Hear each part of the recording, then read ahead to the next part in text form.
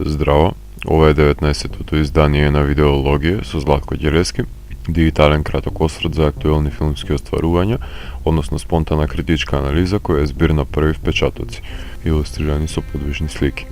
На денешниот репертоар е Downsizing на Александър Пейн, а во Смалување станува збор за социјална сатира на модерното американско општество во кое Пол Сафранек, глумен од Мет Деймон, смета дека ќе води по исполнителен живот доколку тој и неговата сопруга ги изложат нивните тела на процес на смалување до 12 см со цел да ја спасат планетата, а сепак да живеат во раскош. Филмот не се базира на вистинит настан, не е адаптација на прозно дело, не ги тематизира расните полови или сексуални прашања, воени конфликти и нивни продукти, ниту пак е ремейк.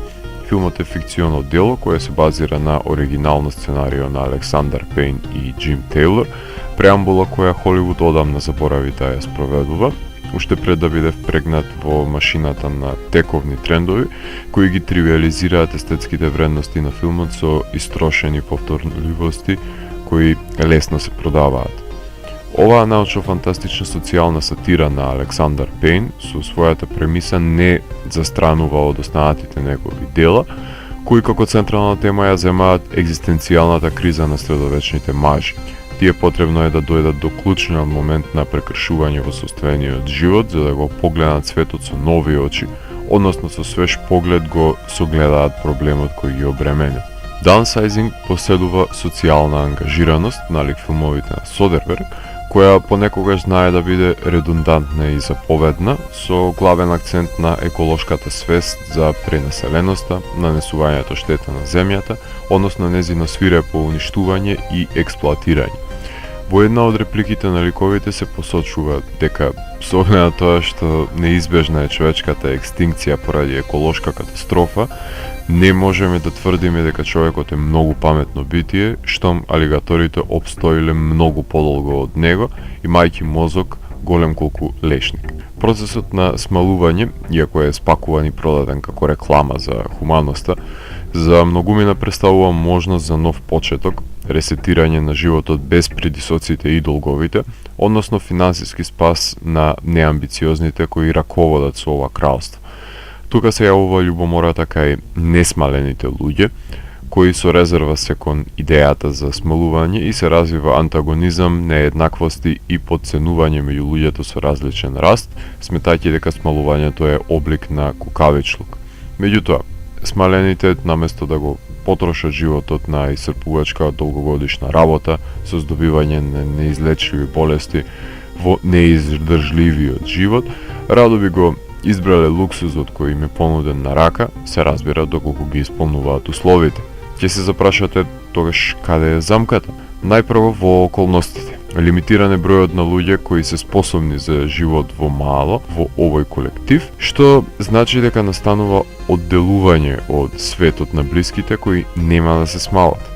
Потоа, иако има економични автомобили за сите кои живеат во раскошните домови во колониите, постои и илегалниот пренос на терористи, нема птици и инсекти, на доктори не им се работи, се појавуваат култови убедени дека надоаѓа катаклизмата и се повлекуваат во бункери, сметајќи дека нивната Ноева арка ќе биде доволна за рибут на битијата. Но, каква утопија и да се измисли, секојаш ќе се појави некој србин, во случајов Душан Мирковиќ, глумен од Криштоф Волц, кој ќе ја узурпира со шверц, односно трговија на црно со кубански пури, ролани од албанци во Бујановец.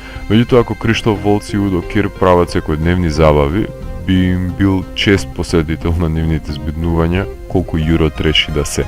Факт е дека општата кауза и собствениот спокој не баш секогаш се истовет. Главниот лик согледува дека секогаш ќе има потреба од неговата хуманитарност, бидејќи и во најсовршената микроутопија ќе има побогати и посиромашни.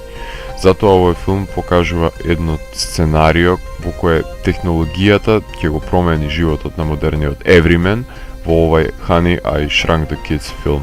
Отрпнат сум веќе на глумата на Мет Деймон, меѓутоа Пейн уште во првиот чин го стави во незавидна позиција, со различни погледи во животот на сопругата, претворајќи го во несреќен доселеник во идилата на хартија и додека главниот лик се обидуваше да се пронајде, филмот почна да се губи и оддалечува од поентата. Пријатно изненадување ми беа психотропните сцени во кои беше вплеткан Деймон на забавата на Волци Кир. Потребна беше рокадата помеѓу Кристен Виг и Хонг Чао, која знаеме од Big Little Lies, затоа што нивните ликови беа потрошна роба, а Мерил Стрип, Рис Витерспун, Пол Джиамати и Саша Баран Коен требало да ги глумат улогите во одреден период во филмот, но бидејќи продукцијата беше ставена на пауза за Пейн да ги комплетира The Descendants и Небраска, сосема очекувано е други актери да се вселат во смалените домови.